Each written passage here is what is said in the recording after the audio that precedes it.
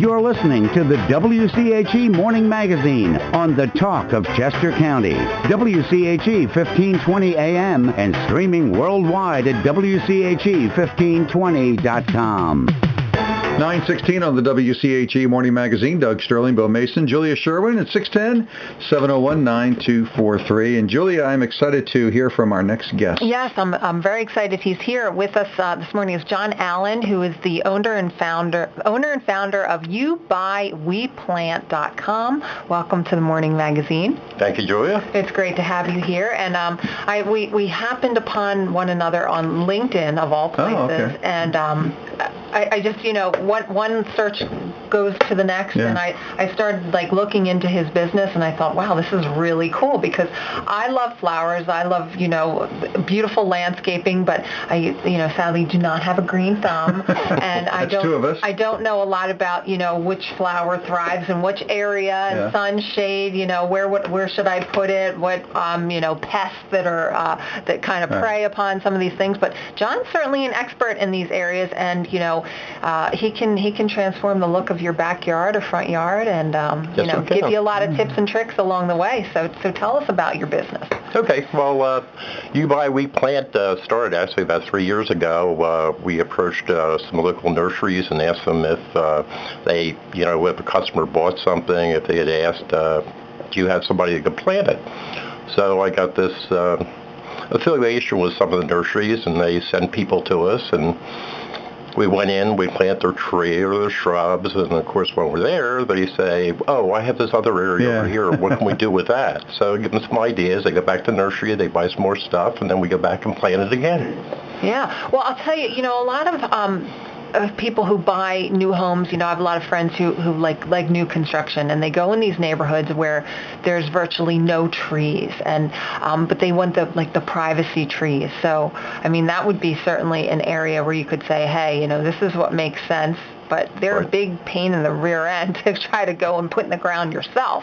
Especially you're a busy homeowner, or stay-at-home parent, something like that. And especially with some of the new construction, because when they build these homes, they actually take all the topsoil off, they take it off-site. Okay. And what you're left with is the subsoil, and then people try to plant in it, and it really doesn't work for them. Their shrubs and trees die because they need to put a lot of organic matter into it to make the soil better. Yeah, good point. So you actually can bring those materials on site as well? Yes.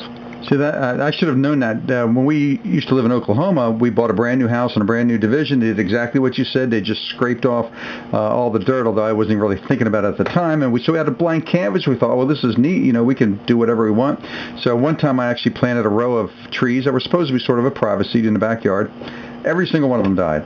I thought I blamed whoever I bought the plants from, but I didn't realize it was really probably my fault for not nurturing them or nourishing them properly. Now, John, is one of the issues for rookies is you look at you have an area and you want to plant it, and you think, well, as I'm planting it, I got to plant a lot of this stuff because, it's all real small, and I got to plant it and not thinking about 5-10 years from now, people over-planting, and then they end up having just this mass of all this stuff because they planted it too close together to begin with. Exactly. A lot of times we're called in because people had done that years ago, and now they're asking us to transplant things so the other plants can breathe.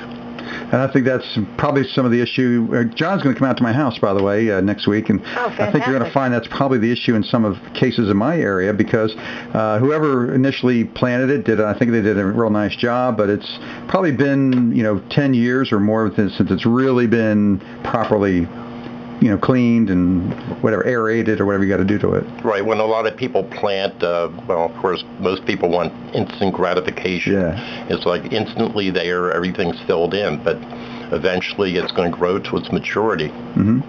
And so now sometimes some of the bushes are starting to creep over the sidewalks or the pathways and that sort of thing. And I know it needs to be trimmed back, and I'm ready to do that, but I don't want to do that unless I have somebody with the expertise to show me how to do that. Right. And actually what I do is I don't use mechanical pruning. I don't use hedge trimmers. What I do is I do pruning with pruning shears to layer plant material, shrubs, because sometimes I was just at a property the other day, and another gardener who came through with a hedge trimmer and just cut a straight line across the path, and now it looks horrible. So I'm going to go through and explain to her I'm going to layer it out. That's exactly what I was thinking I was going to have to do, so I'm glad you said that, because I had the hedge trimmers ready to go for my forsythia bush. I thought, well, no, I won't touch it. No, forsythias, you don't have to worry about their weeds. They'll grow anywhere. Yes, they will. Well, tell us a little bit about your background. How'd you get into all this? Yeah, this is pretty impressive. So I do hope you brag about yourself here. Well, I've been in the horticultural landscaping industry for many years. Grew up when I was young. My grandparents' property, and they had everything from fig trees to roses and peony beds and all kinds of flower beds. So I really got into it. I went to Temple up in Ambler for horticulture, and progressed through. I worked in many commercial greenhouses in both New Jersey during the summer when we were down there, and up here in Glenside. Progressed to, in time, work for the City of Philadelphia Fairmont Park Commission.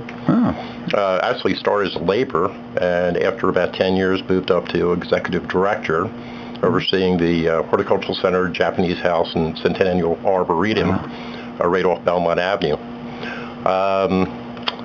Then I left there and got into some other things, and I returned back to landscaping because I love to be outside.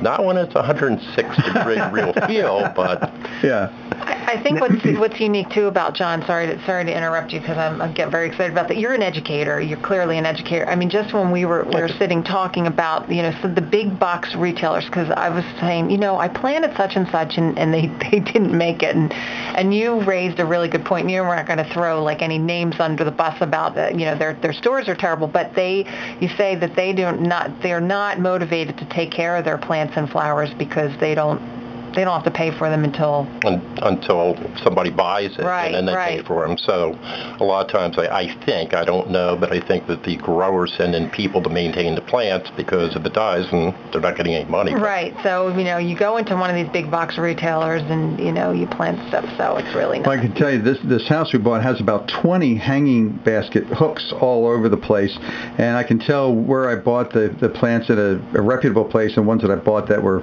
cheap, because the ones that I bought that were cheap just almost died within a couple of weeks, and so and then the others are doing very well. So it pays to do it the right way and get it from a reputable business. Yes, and there's a lot of nurseries wherever you live. There's 3 or 4 nurseries around. A lot of times with the hanging baskets you're talking about, they die. They're so root bound when you bring them home, because they start growing them like 6 months before, and then the point of time that something is sellable is when it's actually in bloom. Nobody's going to buy it if it's just green. Right. It's like a shrub too. Like right now in all nurseries, you have all the hydrangeas and spireas, and all the things are blooming. People want to see, number one, what the color is. Number two is... I have a friend, or actually a cousin, who studied horticulture in New Jersey. I forget what school. What's the big school out on the coast there in New Jersey? State school. Coast. Well, it's all over the place. Anyway, he told me the hydrangeas, you can actually sort of change the color based on the acidity of the soil. Is correct. That correct? How about that? Yeah, I thought that was really interesting too, because it's a picture I posted Stockton. Stockton, yeah, it's a picture I posted on the Facebook, the picture of the hydrangeas, because they're my favorite, and I have not yet gotten them to work. So we're going to have you come out and do hydrangeas for us. Yeah, and these past winters that we've had the last 2 or 3 years, with bad winters we had, like last year, a lot of people's hydrangeas aren't really blooming the way they should be because they died back to the ground. So hopefully next What's the most common mistake people make in this part of the country with their gardens? Good question. There's so many mistakes, probably, right? It's planting the wrong kind of plants, or, like you said, maybe expecting immediate gratification. Well, yeah. Actually planting the wrong plants, people really don't read labels. An example, I had a woman, actually she asked me, because I'll go out and meet them at the nursery to help select plant material, locally, of course, within a 15-mile radius. But I went over and she had selected a tree, and I said to her, this might be a little bit big. It was a cryptomeria, and I said, it gets 12 feet wide. Oh. And with my hands, making a 12-inch roar. Mm-hmm. And she says, "Oh, that will work." And I said, "No, 12 feet, not 12 inches." Yeah. So you got to know that, but you know those kinds of things, and that's what's exactly. Yeah, exactly. She planted it anyway, and I said to her, she says, "Well, when it grows out, what should I do with it?" I said, "You could make a Christmas wreath with it." Now, do you get called in to come up with concepts or overall plans if somebody wants a proper English garden or some kind of a theme, or there's more to it than, well, I just like this, I just like that, I'll put this here, I'll randomly put that over there. Is that part of what you do? We have some local landscape designers that we work with that have been in business a long time. We try to stay towards getting into the planting things, the smaller end, the things that the bigger landscapers don't want to do, like in the condos and townhouses. And right. We get into some of the bigger properties, but if it's too big... Now, will you also do annuals or just perennials? Annuals, perennials, bulb plantings in the fall, shrubs, ground cover. Bulbs. I'm glad you mentioned that, because I think a lot of people don't know how to handle bulbs properly, and what do you do in the winter, and how do you separate them, how do you spread them around? So that's probably, I imagine, you get a lot of questions along that line. Yeah, I got a lot of questions about that. Actually, I just wrote a blog on our website about bulbs. I said, if you're really into flowers and you're starting to receive your bulb catalogs, and so you could read that. And then there's a lot of people will still try to plant bulbs with a trowel, but there's so much easier ways now. Oh, really? A lot of companies sell these augers that you put on your power drills, and it just zips right in the ground. You stick the bulb in the ground, you go to the next one. Okay. Wow. Very fast. Now, two other quick questions. One is ivy. Unfortunately, when I bought my house 20-some years ago, a previous owner loved ivy. I'm still trying to get rid of some of it. Yes. Any easy way to get rid of ivy? Is it growing in a bed, or is it growing on your house? Both. Well, I definitely get it off the house, especially if it's stone or brick or anything like that. I pulled a lot of it off, but I also, in the front yard, there's one section where I would love to just get rid of it, but I can't even imagine how I would do that. I did get rid of Pachysandra years ago, and that took a long time before I completely got rid of it. But it's kind of funny. My grandfather, years ago, we had a big ivy bed in the back of the house, and I said, "Well, I'll clean it out." He says, "No, I'll go get the lawnmower. I cut it down to the ground, and then you can take out the roots." Okay. So we have some ivy bed, but the morning glory apparently is in full bloom right now, and that's just spreading everywhere. So we're constantly grabbing that out too.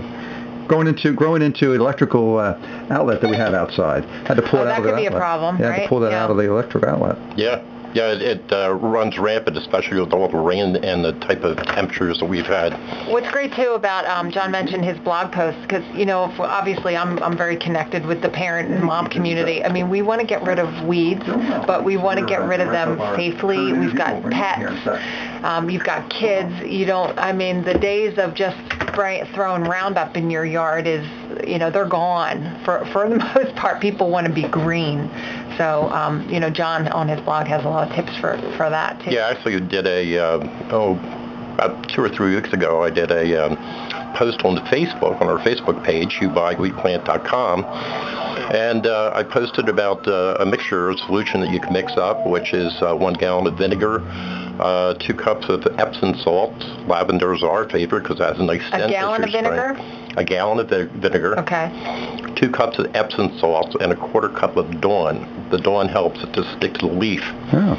Put it in a 1 gallon sprayer. Don't add any water to it. Some people do, but they think that you have to add water to it, but you're not supposed to. And then you can spray it, but whatever you spray it on, you have to be careful. Some people ask questions about, their vegetable garden. I said, don't get on the plant because it'll also kill that plant. Right. It was amazing the response we had. We had 1.7 thousand people like the page. We're still running it. 2.6 thousand people have shared it. Wow. We're still getting responses, and we haven't run the post for how long? How about it? And it's interesting about the questions people ask. Yeah. Yeah. One other personal question. Is there a good time to cut back an azalea bush? Usually recommended to cut back an azalea bush right after flowers because then it'll start developing new buds and you want to be taking those off for the following year. Okay. Well, John, we appreciate your time. I look forward to your visit out to my house next Wednesday. So me too. I have notepad ready to go or something so I know what there you go. how to follow up with. So tell us how can folks call you, get a hold of you? And you can reach us. Well, you can get on our website, check us out. Actually, on the website, if you have bought a plant, you can schedule a date online. Just contact us through that, and we'll be in touch with you and arrange a convenient time. YouBuyWePlant.com. Correct. So it makes it very easy. And our telephone number is 610-500-1210. excellent. Look forward to hearing from you. Thank you, John. Thank you so Appreciate much. it. Thank you. Bet. Thanks, Doug. All right.